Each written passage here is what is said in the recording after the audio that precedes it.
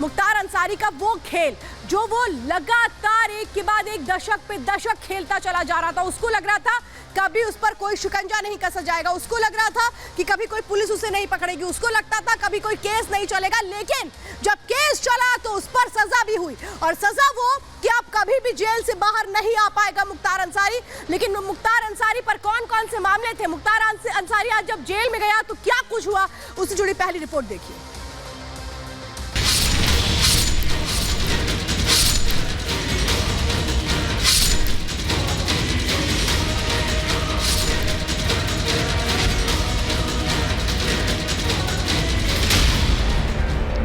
मार्च 2023 अतीक अहमद, 5 जून 2023 मुख्तार अंसारी। तारीख भले ही अलग हो लेकिन एमपी एमएलए कोर्ट का फैसला एक है, और ये है माफिया के पक्के हिसाब का तरीका।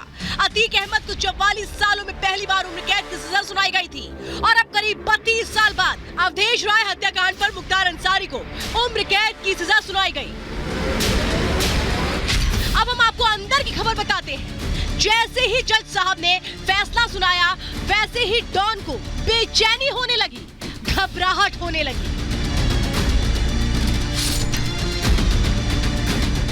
ये वही मुख्तार अंसारी है जिसकी कभी यूपी में तूती बोलती थी, और बोलता था उसका आतंक ऐसा कि पूरे यूपी में उसका खौफ था।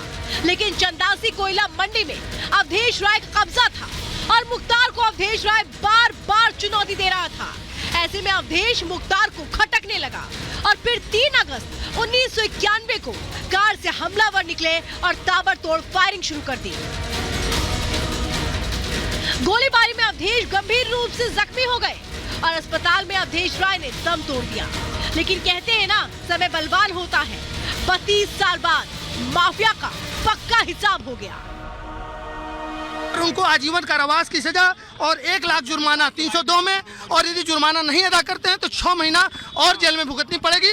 कहने का मतलब यह है कि अब मुख्तार अंसारी को अवधेश राय हत्याकांड में आजीवन जेल में बिताना होगा। ऐसा नहीं है कि वो कंपनसेट होगा। आजीवन कारावास का इंटरप्रिटेशन अलग है, और आजीवन मतलब आजीवन कारावास होता है। जिस प्रकार से इनका आपराधिक इतिहास है, इनको कोई रेमेडी नहीं मिलेगी, ऐसा मन के बाद एक लगातार फैसले आ रहे हैं। अभियोजन पक्ष ने पूरे मामलों में चुस्ती के साथ पैरवी की है, इसीलिए लगातार कोर्ट के द्वारा उनको आजीवन कारावास और तमाम गंभीर मामलों में सजा के फैसले हो रहे हैं। इन सजा के फैसलों से उनमें उम्मीद की किरण जमती है। जो मुख्तार अंसारी के अपराधों से पीड़ित थे, उनके जख्मों पर मरहम लगता है। योगी आदित्यनाथ सरकार में किसी भी माफिया को माफी नहीं मिल सकती है। जिस माफिया से पूरा यूपी थर-थर कांपता था, जिसकी दहशत पूरे सूबे में थी। लेकिन अंदर की खबर यह है कि सुनवाई के दौरान माफिया जज के सामने गिड़गिड़ा रहा था, गुहार लगा रहा था, कह रहा था, मिलॉर्ड, सूखी रोटी खाकर थक चुका हूँ, कुरकुरे, बिस्किट और फल भिजवा दीजिए। लेकिन योगी राज में मुख्तार अंसारी के एक एक गुनाहों का पक्का हिसाब हो रहा है।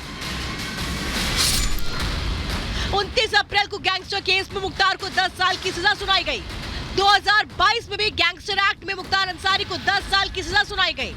23 सितंबर 2022 में गैंगस्टर एक्ट में मुख्तार अंसारी को 5 साल की सजा सुनाई गई। 21 सितंबर 2022 को जेलर को धमकी देने के आरोप में 7 साल की सजा सुनाई गई। 15 दिसंबर 2022 को गैंगस्टर केस में मुख्तार को 10 साल की सजा सुनाई गई। मतलब मुख्तार अंसारी ताउम्र जेल में सड़ेगा। लेकिन सवाल ये, इंसाफ के लिए 32 साल लग गए। इस दौरान यूपी में कई सरकारें बदली, कई मुख्यमंत्री आए और चले गए, लेकिन इंसाफ 32 साल बाद मिला। वैसे अवधेश राय पर कोर्ट के फैसले से परिवार में खुशी है। कांग्रेस नेता और अवधेश राय के भाई अदालत के फैसले का स्वागत कर रहे हैं। सभी लोगों ने मिलकर जो ये लड़ाई लड़ी, उस लड़ाई में आज बाबा विश्वनाथ की कृपा से हम लोगों को विजय मिली है, और ऐसे दुर्दांत अपराधी को माननीय न्यायालय ने आजीवन कारावास की सजा सुनाई। 32 साल से जिसका इंतजार कर रहे थे, आप 32 साल के बाद ये फैसला आया है। न्यायपालिका का शुक्रगुजार है, सब लोग धन्यवाद दें। यूपी में माफिया पर शिकंजा कसा जा रहा है। वैसे पहले भी योगी सरकार माफिया को मटिया मेट करने का ऐलान कर चुकी है। इस माफिया को मिट्टी में मिला देंगे, सरकार देंगे। ऐसे में सवाल ये कि जिस डॉन का साम्राज्य 40 साल तक चलता रहा, जिस पर 61 केस दर्ज थे, लेकिन उसे सजा योगी सरकार में मिली, यानी यूपी में धीरे धीरे माफिया राज का मटिया मेट होने लगा है। अतीक और मुख्तार तो बस शुरुआत है। बाकी कई डॉन की लिस्ट तैयार है, बस एक्शन का इंतजार है। इस माफिया को मिट्टी में मिला देंगे, सरकार का ब्यूरो रिपोर्ट, रिपब्लिक भारत।